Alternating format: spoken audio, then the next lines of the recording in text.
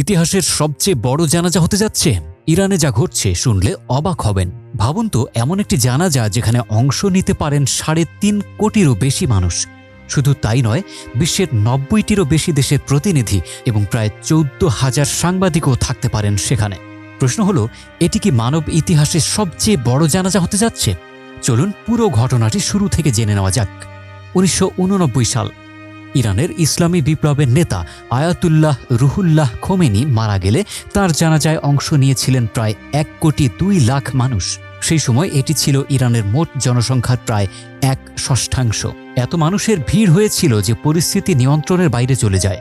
পদদলনে অন্তত ৮ জন নিহত হন, আহত হন প্রায় ১১,০০০ মানুষ।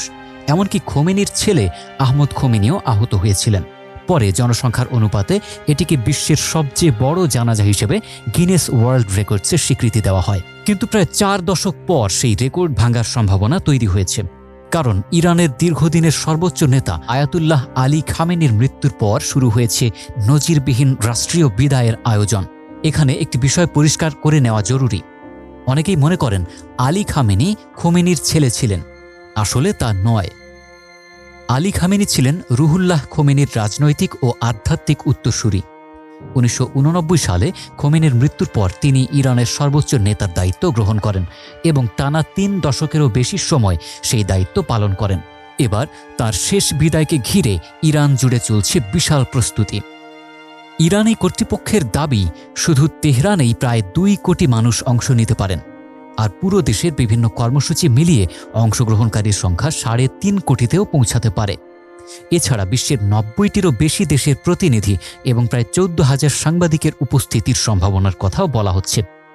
১৯৮৯ সালের ভয়াবহ বিশৃঙ্খলার অভিজ্ঞতা থেকে শিক্ষা নিয়ে এবার জানাজার পুরো আয়োজন এক জায়গায় রাখা হয়নি, বরং কয়েকটি শহর এবং ২ দেশে ধাপে ধাপে অনুষ্ঠান পরিচালনার পরিকল্পনা করা হয়েছে।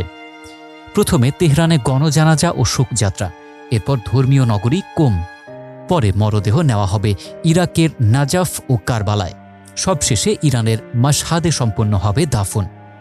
এদিকে নিরাপত্তাও এখন সবচেয়ে বড় চ্যালেঞ্জ। তেহরান, কোম ও মাশহাদে সর্বোচ্চ সতর্কতা জারি করা হয়েছে। লাখ লাখ মানুষ পায়ে হেঁটে অনুষ্ঠানস্থলের দিকে যাচ্ছেন। অতিরিক্ত ভিড় সামলাতে বিশেষ ট্রাফিক ব্যবস্থা, জরুরি চিকিৎসা দল এবং নিরাপত্তা বাহিনী মোতায়েন করা হয়েছে। তবে সবচেয়ে আলোচিত বিষয়টি অন্য জায়গায়। নিরাপত্তাজনিত ঝুঁকির কারণে বর্তমান সর্বোচ্চ নেতা মোজতবা খামেনি, যিনি আলী খামেনির ছেলে, বাবার জানাজায় প্রকাশ্যে উপস্থিত নাও থাকতে পারেন বলে বিভিন্ন সূত্র জানিয়েছে।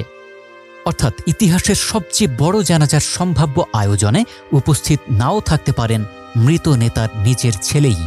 রাজনৈতিক বিশ্লেষকদের মতে এই শেষ বিদায় কেবল একটি ধর্মীয় অনুষ্ঠান নয়, এটি ইরানের রাজনৈতিক শক্তি, জনসমর্থন এবং আন্তর্জাতিক বার্তা দেওয়ারও একটি বড় মঞ্চ। এখন সবার নজর একটাই প্রশ্নে, আসলেই কি ১৯৮৯ সালের সেই ঐতিহাসিক রেকর্ড ভাঙবে, নাকি সব পূর্বাভাসকে ভুল প্রমাণ করে উপস্থিতি প্রত্যাশার চেয়ে কম হবে? এর উত্তর মিলবে খুব শিগগিরই। ভিডিওটি ভালো লাগলে অবশ্যই লাইক দিন, আপনার মতামত কমেন্টে জানান এবং আন্তর্জাতিক রাজনীতি ও বিশ্বজুড়ে আলোচিত ঘটনাগুলোর নির্ভরযোগ্য আপডেট পেতে আমাদের চ্যানেলটি সাবস্ক্রাইব করতে ভুলবেন না।